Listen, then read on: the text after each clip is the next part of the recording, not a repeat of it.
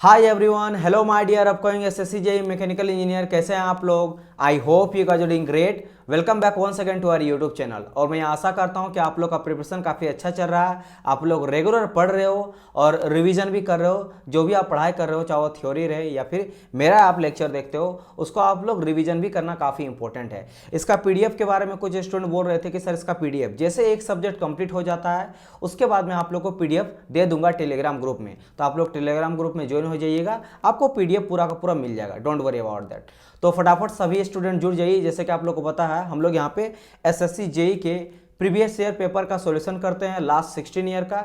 पिछला 16 साल में जो भी आपसे पेपर पूछा गया एसएससी जेई का, वन बाय वन करके ईच एंड एवरी क्वेश्चन को हम लोग यहाँ पे सॉल्यूशन कर रहे हैं विथ डीप एक्सप्लेनेशन। काफ़ी अच्छी तरीके से मैं आपको एक्सप्लेन भी कर रहा हूँ, थ्योरी भी कंप्लीट वहाँ पे मैं पढ़ाते हुए चल रहा हूँ, ताकि आप लोगों को एक मैकेनिकल इंजीनियरिंग का कंप्लीट रिवीजन भी मिल जाए। और मैं यहाँ पे subject wise topic wise deal करते हुए चल रहा हूँ। इसीलिए आप देख सकते हो, सबसे पहले जिस सब्जेक्ट को हम लोग यहाँ पे सॉल्यूशन कर रहे हैं that is your engineering mechanics. मतलब अभी हम लोग इंजीनियरिंग मैकेनिक्स में जो भी आपका लास्ट 16 ईयर में, पिछला 16 साल में आपको क्वेश्चन पूछा गया है, चाहे वो ऑनलाइनर रहे, थ्योरेटिकल बेस रहे, एप्लीकेशन बेस रहे या फिर आपका किसी भी टाइप का क्वेश्चन रहे, हर एक टाइप के क्वेश्चन को, किसी भी क्वेश्चन को मैं छोड़ यहाँ नहीं रहा हूँ, हर एक क्वेश्चन को मैं यहाँ पे सॉल्यूशन आप लोग को करा रहा हूँ। उसके साथ जो अटैचमेंट इंपॉर्टेंट कुछ थ्योरी है वो भी मैं आप लोग को समझाता हूँ, ताकि इस क्वेश्चन सीरीज को देखने के बाद आपका एक ओवरऑल आइडिया भी मिल जाए कि मुझे किस तरह का पेपर पूछा जाता है। एक क्वेश्चन का कलेक्शन इतना मिल जाएगा आपको, लगभग मैं बात करूंगा तो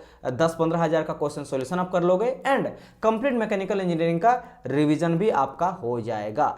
तो चलिए डियर स्टूडेंट, हम लोग स्टार्ट करते हैं। आपका 4th लेक्चर हो जाएगा। इससे पहले 3 लेक्चर आ चुका है। अगर आप अभी तक नहीं देखे हो तीनों लेक्चर को, तो या तो डिस्क्रिप्शन बॉक्स में जाकर आप देख सकते हो, लिंक दिया रहेगा प्लेलिस्ट का, या फिर आप यूट्यूब के प्लेलिस्ट में जाकर चेकआउट कर सकते हो, वहाँ पे आपको मिल जाएगा। इसके अलावा एसएससी जेई का एक थ्योरेटिकल भी हम लोग, थ्योरी बेस हम लोग लेक्चर स्टार्ट किए हैं, जिसमें अकॉर्डिंग टू एसएससी जेई का जो भी सिलेबस है उसके अकॉर्डिंग हम लोग उसको पढ़ा रहे हैं। तो आप जाइए, वो एसएससी जेई और आरआरबी जेई दोनों का जो सिलेबस को देख के ध्यान में रख के वहाँ पे थ्योरी पढ़ाया जा रहा है। तो वहाँ से आप अपना नोट्स प्रिपेयर कर सकते हो, पढ़ सकते हो, और यहाँ से आप ना एसएससी जेई के प्रीवियस ईयर क्वेश्चन का सॉल्यूशन भी कर सकते हो एक्सप्लेनेशन के साथ, chapter wise, topic wise.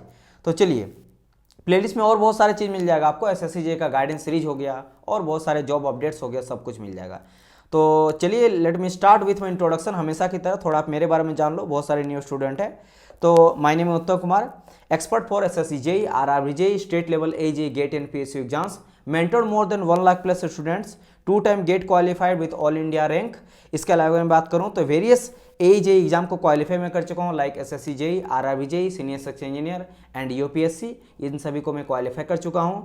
5 year plus मेरा ऑनलाइन टीचिंग एक्सपीरियंस है in the field of mechanical engineering, offline online. बहुत सारे ऐसे बड़े बड़े एकेडमी हैं जहां मैं पढ़ा चुका हूं, ऑनलाइन रहे या फिर ऑफलाइन रहे। तो चलिए, आज के क्लास को हम लोग फटाफट स्टार्ट करते हैं। ये आपका 4th लेक्चर हो जाएगा। एंड और एक चीज़ है, ये हमेशा मैं स्टार्टिंग में बता देता हूँ, हम लोग जो भी सब्जेक्ट को डील करते हैं, जैसे हम लोग अभी इंजीनियरिंग मैकेनिक्स का लास्ट 16 ईयर, कब से कब तक, 2007 से लेकर 2021 तक का सारा क्वेश्चन को हम लोग यहाँ पे सॉल्यूशन कर रहे हैं। तो कितना चैप्टर है जहाँ से क्वेश्चन आपसे पूछा जाता है इंजीनियरिंग मैकेनिक्स में?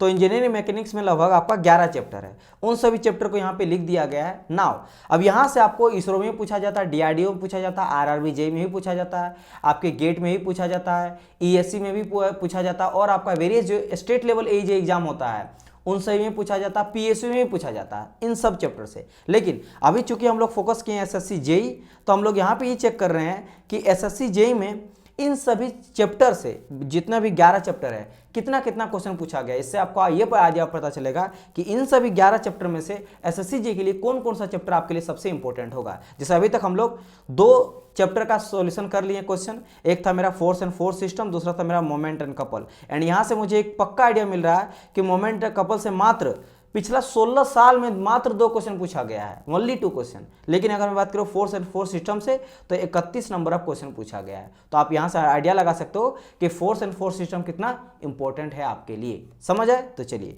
तो इन सभी चीज़ों को ध्यान में रखते हुए इन सीरीज को यहाँ पे स्टार्ट कर दिया गया है। तो आज हम लोग लगाएंगे फ्रिक्शन का क्वेश्चन, क्योंकि यहाँ तक हम लोग इससे पहले लगा चुके हैं। एंड हम लोग लगाए थे क्वेश्चन नंबर 33, अगर आप लोग को याद होगा तो 33 के बाद हम लोग लगाएंगे। देखिए 33 हम लोग का था rate of change of momentum. आप लोग को याद होगा, this is called your torque, है ना। तो आज हम लोग लगाएंगे, देखो यहाँ पे न्यू चैप्टर स्टार्ट हो चुका फ्रिक्शन, यानी अब फ्रिक्शन के सारे क्वेश्चन को लगाएंगे जो लास्ट आपके 16 ईयर में पूछा गया है। तो चलिए फर्स्ट क्वेश्चन आ जाता है यहाँ पे, limiting force of friction is, क्या होता है लिमिटिंग फोर्स ऑफ फ्रिक्शन, फटाफट आंसर आप लोग कीजिएगा, है ना। लिमिटिंग फोर्स ऑफ फ्रिक्शन क्या होता है, देखो डियर, लिमिटिंग का कहने का मतलब क्या होता है कि वो मैक्सिमम लिमिट यानी मैक्सिमम फोर्स जब लगाता है और वो बॉडी को रोकने का ट्राई करता है, यानी कि लिमिटिंग फ्रिक्शन वही हो गया, मतलब मैक्सिमम फ्रिक्शन फोर्स। आप मान लो इस तरह करके कोई स्लाइड है और यहाँ पे मैंने क्या करा, एक ऑब्जेक्ट रख दिया, यहाँ पे मैंने एक ऑब्जेक्ट रख दिया और ये अपने वेट के चलते मान लो यहाँ पे क्या रहा, नीचे की ओर मूवमेंट करना चाह रहा है, तो ऑब्वियसली बात है जस्ट अपोजिट साइड में फ्रिक्शन मेरा लगेगा, है ना। अगर मैं इधर लोड लगाता हूँ या फिर फोर्स लगाता हूँ, या फिर अपने वेट के चलते ही कुछ इसका अपना वेट होगा, डब्लू वेट होगा, है ना, तो वेट के चलते अगर ये स्लाइड इस डायरेक्शन में करेगा, इस डायरेक्शन में स्लाइड करेगा, मोशन करेगा, है ना, तो फ्रिक्शन इसको रोकने का ट्राई करेगा। तो लिमिटिंग फोर्स क्या होता है, लिमिट मतलब मैक्सिमम फ्रिक्शन फोर्स जब तक उस बॉडी को रोक पाता है, यानी उसके बाद उसमें मूवमेंट देखने को मिलेगा, उसी को हम लोग लिमिटिंग फोर्स ऑफ फ्रिक्शन कहते हैं, ठीक है। तो यहाँ पे देख ले तो ऑप्शन हम लोग का कौन कौन सा आ जाता है। पहली बारी बोल रहा कि limiting force of friction is the tangential tangent of angle between the normal reaction and the resultant of normal reaction and limiting friction, बिल्कुल नहीं। बी नंबर का बात करेंगे, the ratio of limiting friction to normal reaction, नहीं। The frictional force acting when the body just about to move, याद रखिएगा limit मतलब समझ लो उसका लिमिट वही है, वो मैक्सिमम यहाँ पे फ्रिक्शन फोर्स लगा दिया है, फ्रिक्शन फोर्स मैक्सिमम लगा दिया, अब उसको लिमिट नहीं कर पा रहा, अब उसको थोड़ा सा भी अगर फोर्स देंगे तो मूवमेंट करना स्टार्ट कर जाएगा, यानी कि जब अबाउट टू, देखो यहाँ पे ध्यान है ना, मूव नहीं कर रहा है, अबाउट टू मूव है, मतलब अब मूव करेगा, मुड़ने, वो एक कंडीशन होता है ना, जब भाई वो अब जो है जैसे कोई चीज़ ब्रेक हो रहा था, अब ब्रेक होने वाला है, अब मूवमेंट वाला है, वो चीज़ बताता है, यानी कि यहाँ पे मैक्सिमम फ्रिक्शन फोर्स लग जाता है। तो ये काफ़ी इजी क्वेश्चन था। चलिए आगे बढ़ते हैं, ये कहाँ कहाँ आप देख सकते हो कितना सारा क्वेश्चन पूछा गया है। ये आपको एसएससी जेई में तो पूछा गया 2018 में, एक साल बाद आरआरबी जेई में ही पूछा गया था, वो भी सेकंड शिफ्ट में, ठीक है। उसी तरह भी यहाँ देख सकते हो आपका JPSC AMVI ऑटोमोबाइल इंजीनियरिंग में भी पूछा गया। चलिए आगे बढ़ते हैं। नेक्स्ट क्वेश्चन फिर से आपका झारखंड एसएससी जेई का क्वेश्चन है, जेके एसएसबी जेई का क्वेश्चन है, वेस्ट बंगाल पीसीएस का भी क्वेश्चन है, इतना बार इसको रिपीट किया गया है। क्वेश्चन ये बोल रहा द एंगल ऑफ फ्रिक्शन, काफ़ी बेसिक है और ये हर जगह आपको पूछा जाता है। अब देखो इसमें मैं आपको 10 मिनट तक का थ्योरी बताऊंगा। अब जिस बच्चे को टाइम है वो आप देखो, जिस बच्चे को टाइम नहीं है तो या तो आप लोग इसको लगाओ, वेट करो क्लास का, या फिर कुछ और कर लो या फिर पार कर लो, अगर आप बाद में देख रहे हो लाइव के बाद तो, बिकॉज मैं इससे रिलेटेड अभी ढेर सारा क्वेश्चन आएगा। जो आपका थर्ड चैप्टर है फ्रिक्शन, यहाँ से one of very important chapter है आपके इंजीनियरिंग मैकेनिक्स का, फोर्स एंड फोर्स सिस्टम के बाद। तो यहाँ से मैं कुछ चीज़ों आप लोगों को समझाना चाहूँगा, तब मैं आगे यहाँ पे बढ़ूँगा। तो जिन बच्चों को धीरज है वो बच्चा देखे, और मैं फोर्स तो किसी को करने नहीं जाने वाला हूँ। तो let me take a extra page, मैं पहले बात तो यहाँ पे एक्स्ट्रा एक पेज लेना चाहूँगा ताकि मैं यहाँ पे आप लोगों को समझा पाऊँ, ठीक है। एक एक चीज़ समझेंगे। सबसे पहली बात सर, फ्रिक्शन क्या होता है ना। फ्रिक्शन पूरी तरह से समझ लो, फ्रिक्शन का मैं समझा दूंगा तुरंत ही फटाफट। फ्रिक्शन क्या होता है सर, कोई मेरा अगर ये मेरा ऑब्जेक्ट है, इस तरह करके कोई मेरा ऑब्जेक्ट है और हम इस डायरेक्शन पे क्या लगा रहे हैं, एक लोड लगा रहे हैं, या तो लोड बोल लो या फिर इसको हम लोग फोर्स बोल लेंगे, ठीक है।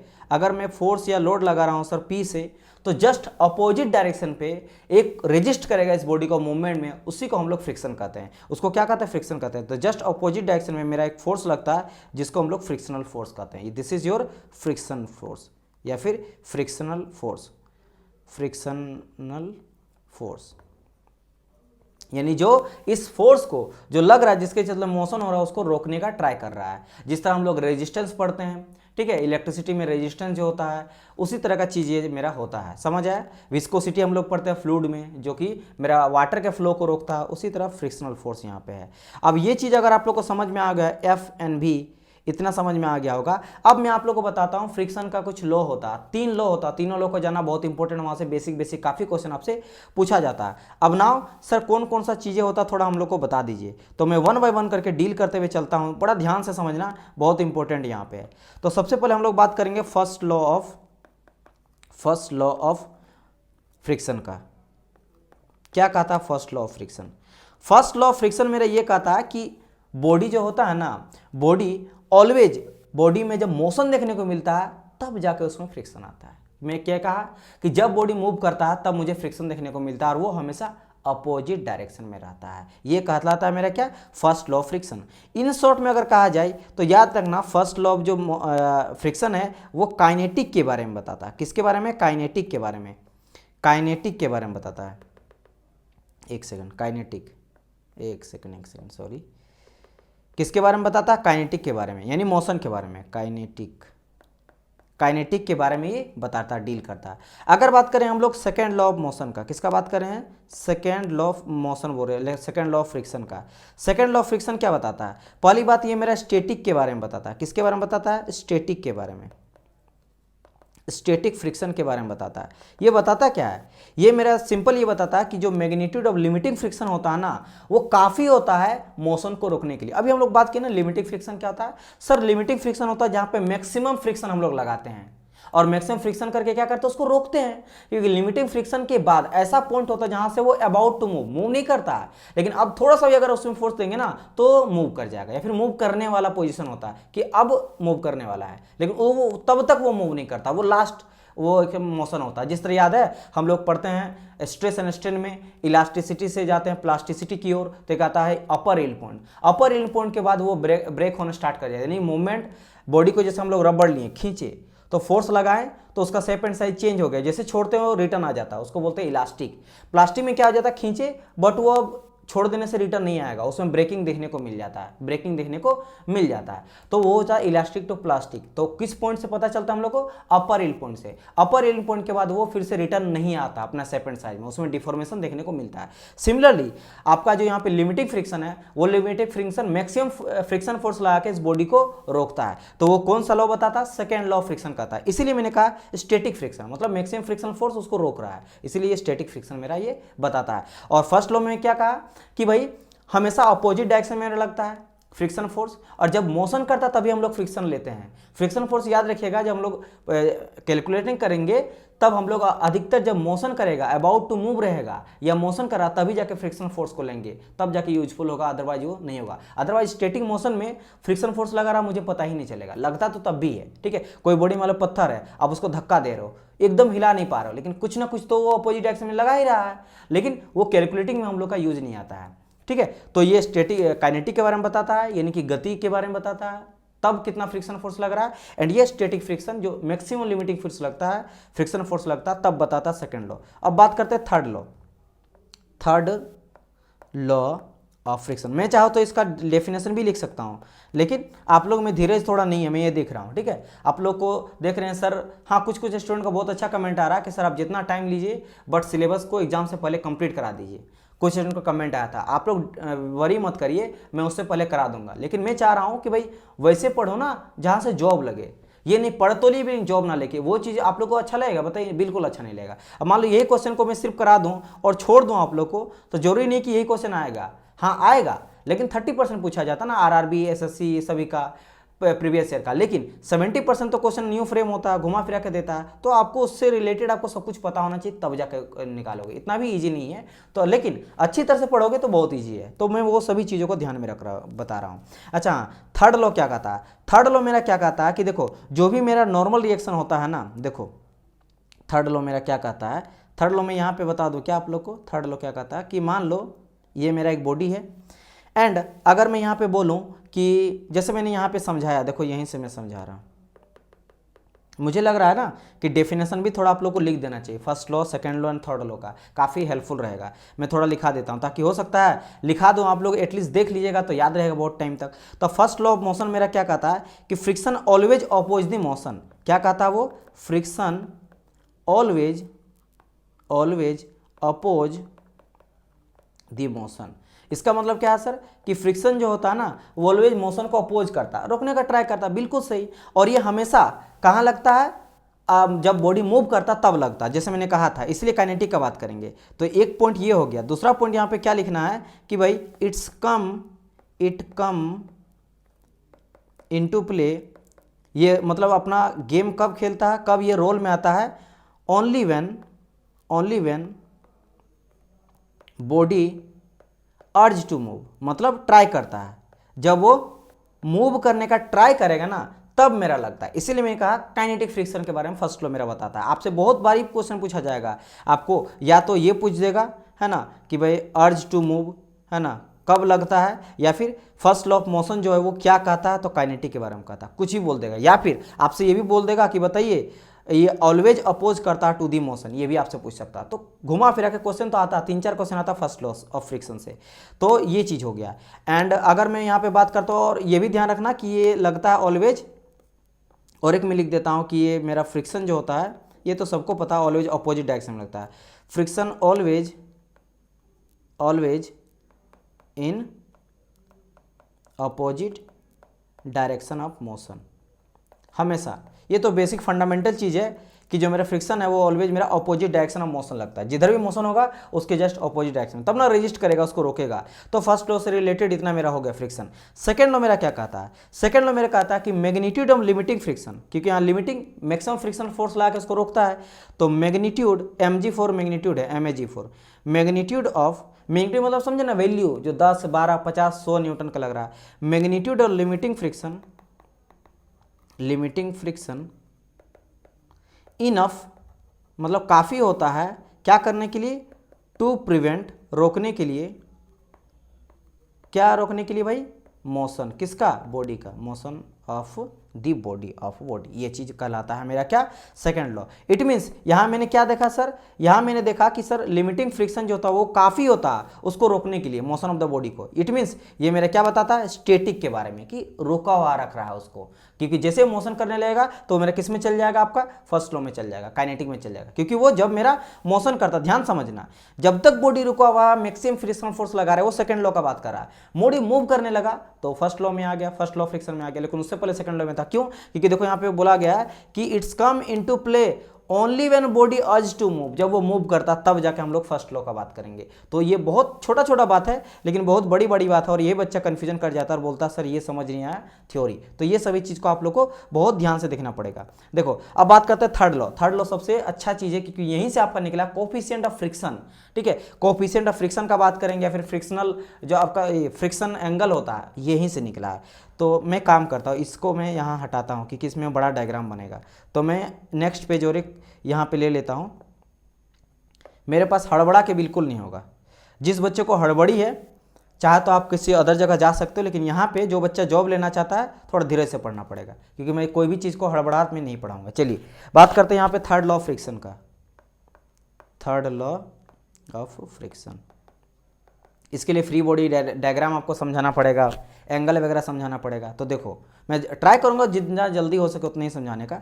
यहाँ पे मैं फिगर बनाता हूँ। सबसे पहले समझो कि एक मेरा मतलब एक मेरा हॉरिजॉन्टल में बॉडी रख दी है, एक मेरा बॉडी रख दी है। ठीक है सर जी, फिर एक सेकंड ना, यहाँ नहीं बनाते हैं। पहले काम करते हैं, स्टेटमेंट लिखा देते हैं। चलो भाई स्टेटमेंट लिखा देते हैं, ज़्यादा अच्छी तरह से आप लोग समझ लोगे। नॉर्मल रिएक्शन, नॉर्मल क्या रहता है? परपेंडिकुलर ऊपर लगता है। अभी मत सोचो, अभी देखो तुम, आप लोग देखो सिर्फ नॉर्मल रिएक्शन एन जो होता है ना, वो ऑलवेज मेरा लगता है, ऑलवेज रखता है नॉर्मल टू सरफेस। सरफेस के नॉर्मल लगता है 90 डिग्री लगता है। ठीक है, नॉर्मल के 90 डिग्री लगता है। एंड जो अगर मैं रेशियो लूंगा, कौन चीज़ का भाई? रेशियो लूंगा अप्लाइड फोर्स का, applied force to normal reaction. Normal reaction है अप्लाइड फोर्स का अगर मैं रेशियो लेता हूं तो मेरा इक्वल होता है, किसके इक्वल होता है? Coefficient of friction. इसीलिए मैं इतना समझा रहा हूं यहाँ पे, कोएफिशिएंट ऑफ फ्रिक्शन। अब ये स्टेटमेंट किसी को अगर बिल्कुल नहीं समझ आ रहा है तो कोई टेंशन नहीं लेना है, मैं इसीलिए करा हूं क्योंकि पहले मैं यहाँ पे दिखाना चाहता हूँ आप लोग को ये चीज़। देखो this one is my body, एक मेरा कोई बॉडी है। अब एक चीज़ बताओ, कोई भी बॉडी रहेगा उसका कुछ ना कुछ वजन रहेगा, mg that is call your weight. तो डाउनवर्ड डायरेक्शन में लगेगा मेरा weight, that is call your mg। अच्छा, अगर mg लग रहा तो अपर डायरेक्शन में, जस्ट उसके ऊपर में सरफेस के, ये मेरा सरफेस के परपेंडिकुलर में, नॉर्मल में एक मेरा रिएक्शन लगेगा। हर एक बॉडी में लगता है उसको बैलेंस करने के लिए। और ये न्यूटन लगे थर्ड लॉ का था ना, every action is equal and opposite reaction. तो इक्वल लगेगा और ऑपोजिट लगेगा और नॉर्मल रहेगा तो किधर जाएगा? ऊपर डायरेक्शन में, इस डायरेक्शन में लगेगा। ठीक है सर। और ये हम लोग n बोलेंगे, नॉर्मल बोलेंगे, और जो कि mg के बराबर कभी कभी बोलेगा क्योंकि mg के बराबर होगा, बैलेंस करेगा। ठीक है, तो चलो अभी मैं बैलेंस नहीं करता हूँ, n लेके चलता हूँ, लेकिन आप लोग ज़्यादा कन्फ्यूजन ना हो जाना। ये चीज़ हो गया। अब अगर मैं बोला था इससे पहले भी, इससे पहले वाले फिगर में मैंने समझाया था कि इस डायरेक्शन में मेरा लोड लग रहा है, ये लोड और फोर्स अगर लगा रहे हैं तो अपोजिट डायरेक्शन में मेरा फ्रिक्शन फोर्स लगेगा। तो यहाँ मैंने क्या लगाया, फ्रिक्शनल फोर्स, छोटा एफ से दिखा दिया, ये फ्रिक्शनल फोर्स है। ठीक है सर, इतना समझ गए। अब ये चीज़ बताओ, ये जो W है, W को बैलेंस कौन कर रहा है, N मेरा बैलेंस कर रहा है, और लोड को कौन मेरा बैलेंस कर रहा है, फ्रिक्शनल बैलेंस कर रहा है। तो इन दोनों को एक एक लग रहा है ना बैलेंस करने के लिए। तो अगर मैं सिर्फ इन दो को लेके चलूँ, N को लेके चलो और F को लेके चलो, तो इन दोनों का क्या कोई रिजल्टेंट आ सकता है, तो पता चल जाएगा कितना रिजल्टेंट यहाँ लग रहा है मेरा, बिल्कुल रिजल्ट निकाल सकते हैं। तो इसके लिए मैं बता चुका हूँ पहले ही, बहुत तरीका है, लेमिस थ्योरम लगा लो, ट्रायंगल ऑफ फोर्स लगा लो, है ना, पैरेललोग्राम लॉ ऑफ थ्योरम लगा लो, तो बीच में कहीं मुझे क्या मिलेगा, एक रिजल्टेंट मुझे देखने को मिलेगा। क्या मिलेगा, मेरा रिजल्टेंट। और ये कैसे निकालेंगे रिजल्टेंट, भाई ये देखो F को मैं यहाँ भी दिखा सकता हूँ, ये जो F है ना, दिस F, इसको मैं यहाँ देख कर सकता हूँ, उसी डायरेक्शन में गया, तो ये मेरे यहाँ पे रिजल्टेंट हो गया।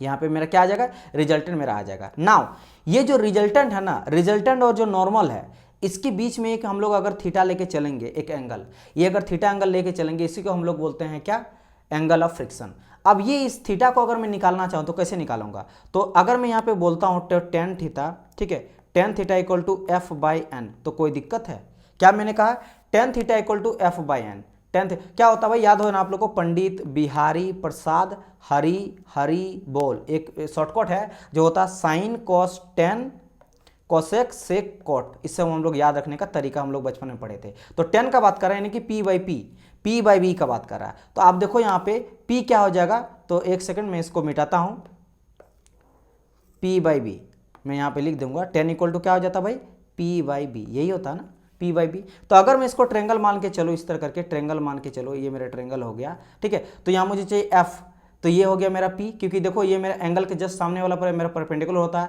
और ये हाइपोटेनियस है, ये बेस मेरा है, हो गया। तो यहाँ पे p बाई बी, तो को p है और बाई बी के जगह में क्या है, n है, तो p बाई बी हम लोग बोल सकते हैं टेन थीटा इक्वल टू, बोल सकते हैं सर, ठीक है। ये चीज़ समझा, बहुत जरूरी है, मैं यहाँ पे आप लोग को निकालूंगा कुछ चीज़ें। अच्छा, ये चीज़ हो गया। अब थोड़ा स्टेटमेंट आओ, थोड़ा स्टेटमेंट यहाँ पढ़ो। स्टेटमेंट में मैंने क्या लिखा था, स्टेटमेंट में मैंने ये लिखा था कि नॉर्मल रिएक्शन n, यानी ये n जो है n, normal reaction n is always normal to surface, surface के नॉर्मल लगता है, क्यों, क्योंकि वेट को नीचे डायरेक्शन में जो वेट है उसको बैलेंस कर रहा है, ठीक है सर।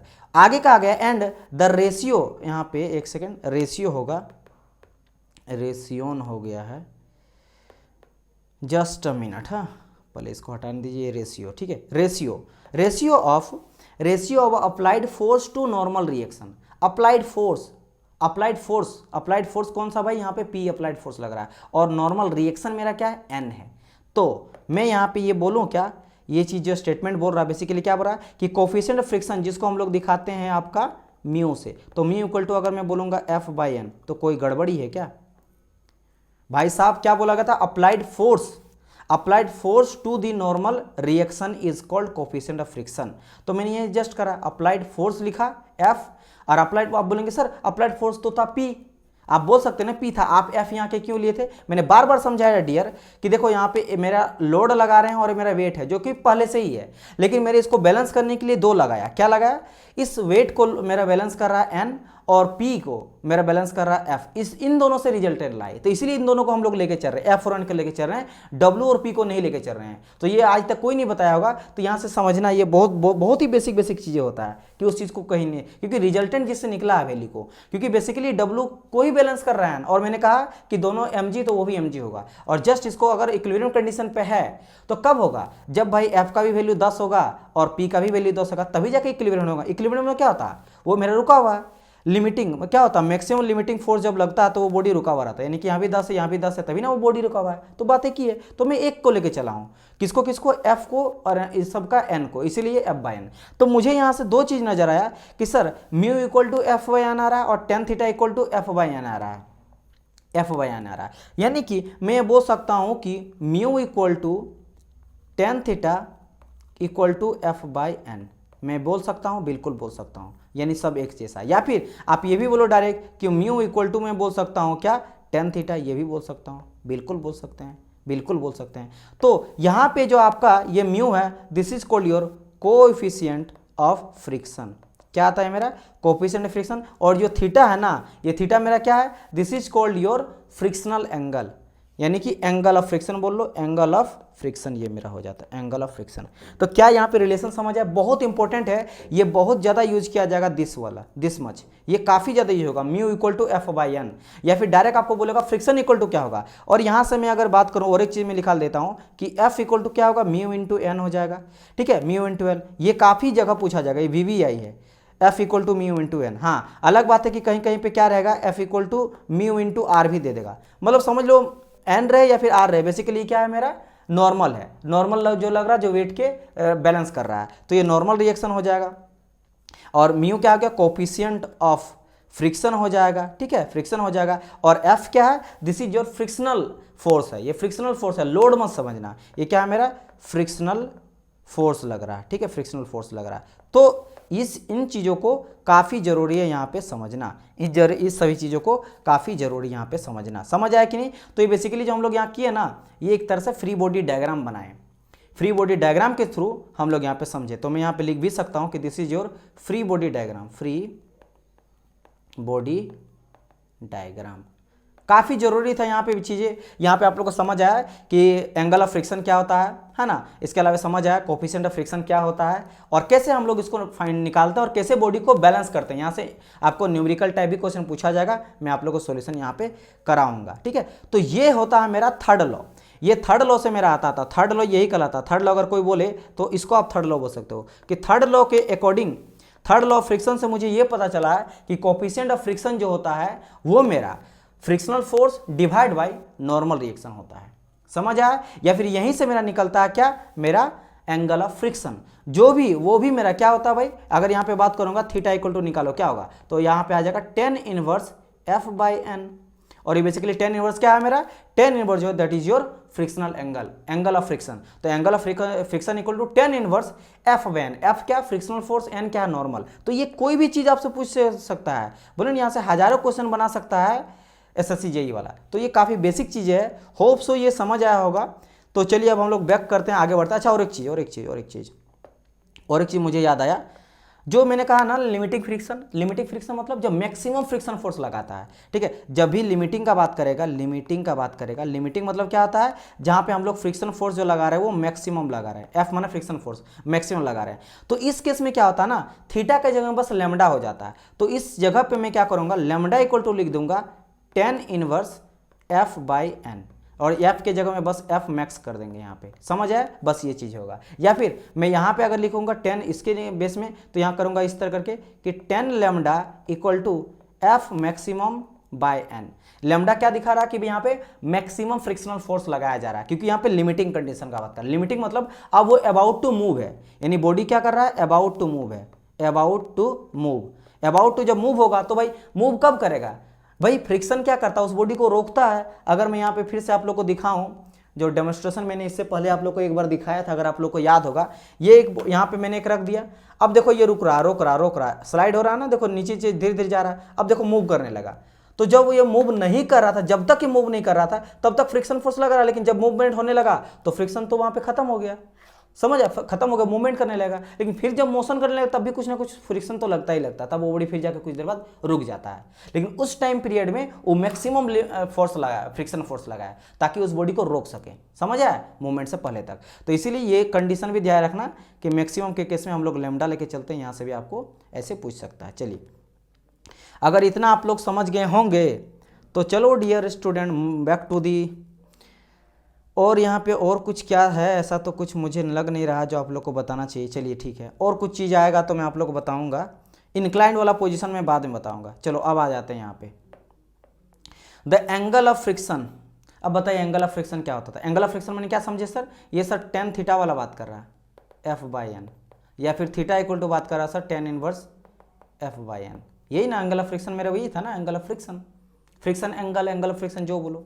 अब देखो आप खुद ही बोलो, मैं अब नहीं बोलूंगा, आप लोग बोलना क्या होगा यहाँ पे। तो आप देखोगे सी नंबर हो जाएगा, the angle between normal reaction, है ना, angle between normal reaction and resultant of normal reaction to the limiting friction. देखो लिमिटिंग फ्रिक्शन, तो ये नॉर्मल रिएक्शन और इसके बीच का एंगल होता है। क्या मैंने ये इस तरह बताया था कि इस तरह बॉडी था, है ना, और ऐसा कुछ जा रहा था, ये मेरा क्या था, नॉर्मल था, और यहाँ मेरा जा रहा था एक फ्रिक्शनल फोर्स था, और इसके बीच में एक मेरा रिएक्शन निकला था।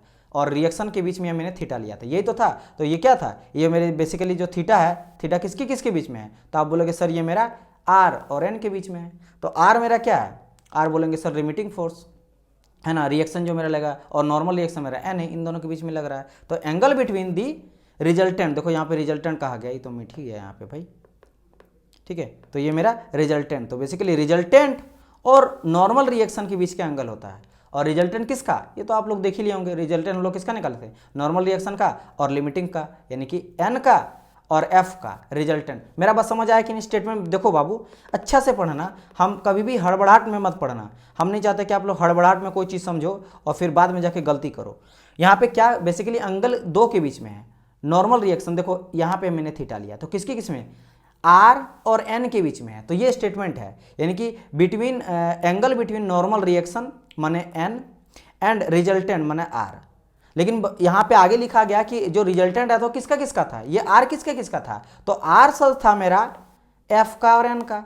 तो जो रिजल्टेंट था वो बोल रहा है normal reaction and limiting, normal reaction माने एन और लिमिटिंग फोर्स माने एफ। तो इसके समझ आया भाई मेरी बात की नहीं, तो बिल्कुल कंफ्यूजन नहीं होता, स्टेप बाय स्टेप मैं आप लोग को समझाऊंगा, लाइन बाय लाइन। मैंने कहा ना ABCD जैसा समझाऊंगा, बस आप लोग पढ़ो अच्छी तरह से, मेरा तो यही कहना है, टाइम का मत सोचो, ठीक है। चलो 36 चलिए आप लोग लगाइए। तब इसका क्या बोल रहा, when the friction force come into action between the two running parts of A machine. अच्छा, दो रनिंग पार्ट्स है उसके बीच में अगर लगता है, it result in the product of, किसका प्रोडक्ट होता है। अच्छा ये तो बहुत ही बेसिक है भाई, स्टेटमेंट देख के तो मुझे लग गया क्या आंसर होगा।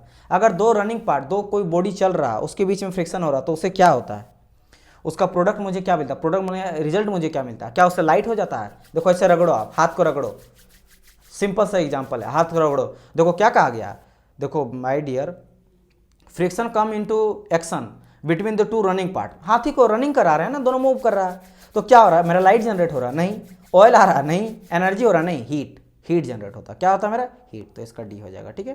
2018 का क्वेश्चन था ये आप लोग का। इसके अलावा आपका UPCL A असिस्टेंट इंजीनियर के एग्जाम में भी ये क्वेश्चन आपसे पूछा गया है। चलो अगर यहाँ तक समझ गए तो आप लगाइए 36 का।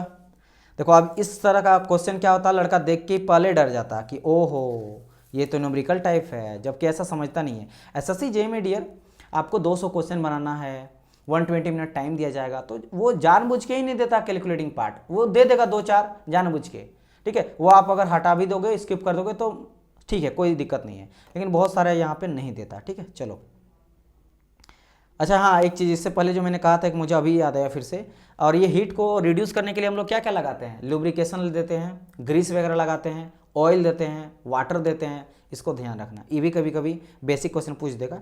तो चलिए बोल रहा है कि ये body is resting on a plane inclined at a angle 30 degree to the horizontal, मतलब एक हॉरिजेंटल के साथ कुछ ऐसे बोल रहा है, ऐसे है, और ये हॉरिजेंटल है मेरा, हॉरिजेंटल, तो हॉरिजेंटल के साथ 30 डिग्री का एंगल मेरा बना रहा है ना, और बॉडी रेस्ट कर रहा है प्लेन इंक्लाइन, मतलब कुछ इस तरह का बॉडी है जो यहाँ पे रेस्ट कर रहा है, ठीक है, okay. What force would be required to slide it down, मतलब ये चाहता है कि हम नीचे की ओर डाउन स्लाइड करें, ऐसे स्लाइड करें, इस डायरेक्शन में मोशन करें, तो ऑब्वियसली बात है अपोजिट डायरेक्शन में मेरा क्या लगेगा, फ्रिक्शनल फोर्स लगेगा, और फ्रिक्शनल फोर्स हम लोग क्या देखे थे, F = μ × r। देखो अब मैं वहाँ पे लेके चलूँगा थ्योरी को, तो आप लोग वहाँ पे आप मुझे मत बोलना कि कहाँ से आ रहा है सर। देखो यहाँ पे मैंने कहा दिया था μ = F/r, तो F = μr, देखो यहाँ से देखो यहाँ पे ब्लू से मैं घेर रहा हूँ, F = μr, F क्या मेरा फ्रिक्शनल फोर्स है, μ × r, μ × r बोल लो, μ × n बोल लो, मैं कुछ भी लेके चलूँगा, मतलब n या r रहे वो नॉर्मल रिएक्शन मेरा होगा, ठीक है। तो मैं वही यहाँ पे बोल रहा हूँ कि अगर बॉडी नीचे की ओर मोशन कर रहा है तो इधर जाएगा क्या मेरा फ्रिक्शन, और फ्रिक्शन = μ × n बोलो या फिर r बोल लो, बात एक ही है, ठीक है। तो चलो मैं यहाँ पे n लेके चलता हूँ। तो बोला गया है कि if the coefficient of friction between the body and plane is this much, coefficient of friction मतलब यहाँ पे बोला μ = दे दिया गया कितना आप लोग को या फिर मेरे को 0.3 दिया गया है। चलिए तो आपको बोल रहा है कि बताइए what force would be required to slide it down, जो नीचे जाएगा उसके लिए कितना फोर्स का रिक्वायर्ड पड़ेगा, 1 kg 5 kg कितना वेट चाहिए तब जाकर नीचे आना चाहेगा अपना वेट के चलते, कब होगा, लिमिटिंग फ्रिक्शन को जब क्रॉस करेगा, मैक्सिमम फ्रिक्शन फोर्स को जब क्रॉस करेगा। पहले हम लोग इसका बनाते हैं। तो पहली बात, जब भी कोई बॉडी रहेगा तो सेल्फ वेट के चलते आएगा नीचे की डायरेक्शन, एकदम स्ट्रेट नीचे, वेट हमेशा नीचे लगता है, ये नहीं कि देखो चाहे मेरा बॉडी एकदम सीधा है या मेरा इस तरह करके इंक्लाइंड है।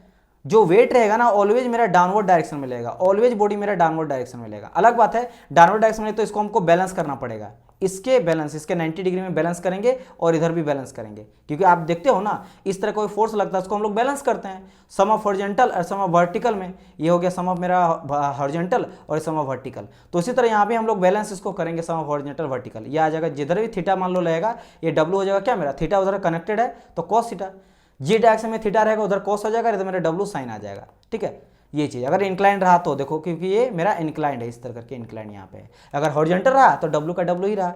ठीक है ओके याद रखना। लेकिन हाँ ऑलवेज जो डब्लू मेरा एक्ट करेगा वो किधर करेगा, डाउनवर्ड डायरेक्शन में, एकदम नॉर्मल 90 डिग्री डाउनवर्ड डायरेक्शन में। तो ये मेरा डब्लू एक्ट कर रहा है जो वजन है इस बॉडी का। अच्छा अब इसको मुझे रिजोल्व करना पड़ेगा दोनों डायरेक्शन पे, तो एक तो हो जाएगा इस डायरेक्शन पे और एक हो जाएगा मेरे इस डायरेक्शन पे।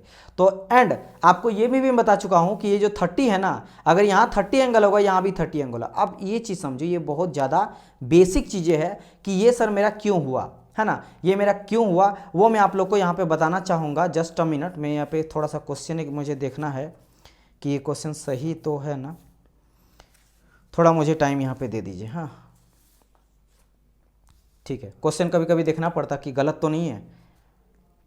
हाँ सही है, 0, हाँ ऑप्शन वगैरह सब सही है। ठीक देखो क्या है यहाँ पे जो 30 मैंने कहा ना वो 30 क्यों होता है, 30 इसलिए होता है डियर क्योंकि अगर मैं यहाँ पे बोलूँगा, देखो यहाँ पे ध्यान देना, इस तरह करके है मेरा बॉडी और ऐसे कुछ जा रहा है। ठीक है ऐसे कुछ जा रहा है और ये जो डब्लू वेट आ रहा है ना, डब्लू वेट को अगर नीचे यहाँ पे कर दूँ तो ऑन दिस लाइन, इस लाइन का मैं बात कर रहा हूँ, देखो मैं ब्लू से दिखा रहा हूँ, ऑन दिस लाइन, ये जो blue line on this line is perpendicular. जो मेरा एरो यहाँ पे डब्लू दिखा रहे हैं, डब्लू जो यहाँ आ रहा है वो मेरा इस लाइन पे, ये लाइन मेरा परपेंडिकुलर हो रहा है सर। अच्छा और दूसरा चीज, और जब मैंने यहाँ पे रिजल्टेंट फाइंड आउट करा इस डब्लू वेट का इस डायरेक्शन पे जो आया, जो रिजल्टेंट वाले इधर गया, तो ऑन दिस लाइन ये वाला, अब देखो मैं किस पे दिखा रहा हूँ, ग्रीन से देखो, ऑन दिस लाइन, ये ग्रीन लाइन पे जो मेरा रेड आया है, या फिर मैं इसको अदर कलर से येलो से दिखाता हूँ, तो जो मेरा येलो आ रहा है ये भी मेरा 90 यहाँ पे बना रहा है। मेरा बात समझा। देखो यहाँ पे ब्लू में, जो ब्लू में मेरा यहाँ पे बोलेंगे कि ब्लू में जो रेड आया है नीचे वो मेरा यहाँ 90 बना रहा है, और यहाँ ग्रीन पे जो ये है ये 90 बना रहा है। दैट इज वाई जो यहाँ पे एंगल होगा ना, एंगल जो यहाँ पे होगा थीटा, वही यहाँ पे भी थीटा होगा। ठीक है समझ आया। तो ये चीज़ है, चलिए ये भी मैंने बता दिया। हर वो चीज़ बेसिक में बता के चलूँगा क्योंकि आगे चलकर हमेशा यूज़ करेंगे तो पता होना चाहिए। तो 30 यहाँ पे 30 हो गया, तो ये हो जाएगा डब्लू मेरा कॉस 30 एंड इधर हो जाएगा मेरा डब्लू साइन 30। एंड डब्लू अगर नीचे वेट है तो जस्ट अपोजिट में क्या लगेगा, रिएक्शन नॉर्मल रहेगा। तो मैं एन लेके चला हूँ तो एन ऊपर लेके चलता हूँ, तो मैं यहाँ पे कुछ ऐसे करके ले लिया, दैट इज योर एन, इस तरह लगेगा ना, क्योंकि बैलेंस यहाँ करा लगेगा। ठीक है तो ये हो जाएगा क्या मेरा एन हो जाएगा। और अगर ये मुझे रिएक्शन भी निकालना पड़ता, रिजल्टेंट निकालना पड़ता तो आर निकलता, और थीटा अगर निकालना पड़ता जो कि एंगल ऑफ फ्रिक्शन है तो यहाँ पे थीटा निकल जाता है। बट अभी इस सब का जरूरत यहाँ पे नहीं है, चलो हटाओ, डायग्राम में रहने दो ताकि आप लोग को समझ आएगा। तो यहाँ पे बोल क्या रहा था, the coefficient of friction between the body and this is this, यानी कि mu equal to this much दिया गया। अच्छा ठीक है, तो मैं यहाँ पे करूँगा कि भाई म्यू इक्वल टू क्या होता है सर, तो mu equal to F by N होता है। Mu equal to F by N होता है क्योंकि F equal to mu by N होता है। ठीक है तो यहाँ पे mu equal to F by N लिख ही सकते हैं, और ये मेरा दिया गया 0.3 है ना, ये क्या दिया गया 0.3 यहाँ पे दिया गया है, तो 0.3 यहाँ पे दिया गया है। अच्छा ठीक है, और एक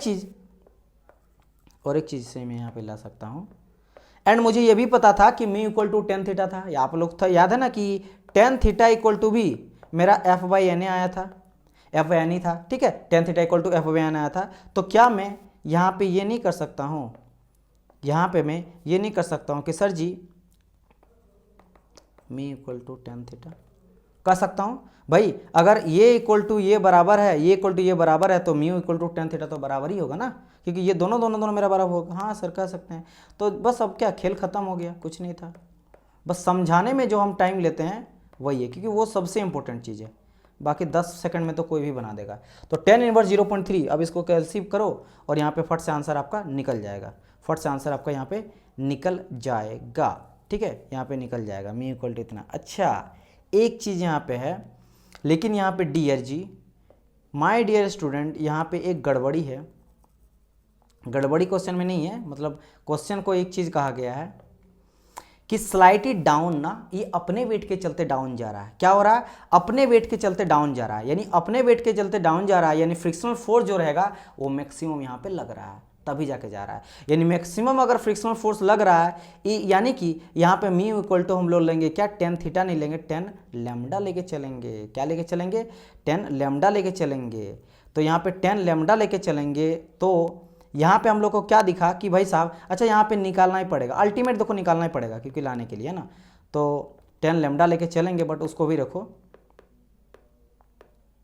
तो टेन लैम्डा लेके चलेंगे। बट यहाँ से अगर मैं निकालूंगा तो मान लेते हैं यहाँ से क्या निकल जाएगा, क्या निकला था मेरा, theta equal to tan inverse 0.3।